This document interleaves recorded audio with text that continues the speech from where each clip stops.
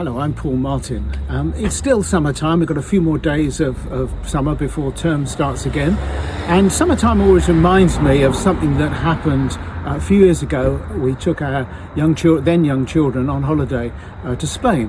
And we'd like to go camping. So the kids used to like in the swimming pool and playing football and other games and playing with other kids. And we were camping near the city of Barcelona. And one of the days when we were there, my wife wanted to go into the city to look at it, and my daughter wanted to go as well, but Jonathan didn't want to. He wanted to stay playing football and swimming and what have you. So I did a deal with him. I said, look, if we go to the city, I'll take you to Barcelona football ground. So we went to the Barcelona football ground. Big mistake I made was not booking in advance. So we rocked up at the ground, and everywhere was locked up, the main gates and everything, was no way in. But I found a security guard, and he spoke a bit of English, so I asked him whether I could come in, and he said no. I said, well, could I pay some money and come in? He said no. And so I said to Jonathan, my son, look, I don't think we're going to get in here. And we began to walk away. Now, before we had set off for this journey to Barcelona, my son had put on his football jersey, an England football jersey he always took on holiday with him. And as we turned and walked away, we'd gone about 5 or 6 paces, maybe 10 paces, and suddenly there's a voice behind me saying, Senor, come, I turned around and there's this security guard beckoning me furiously. So I went back to him and he said, come. And he went up to the door and unlocked it and ushered us through.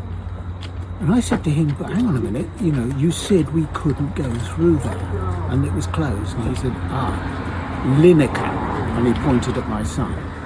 Now, Jonathan's England football jersey had the name of Lineker because he was the guy that used to play for Barcelona before he came to England and before he hosted Match of the Day.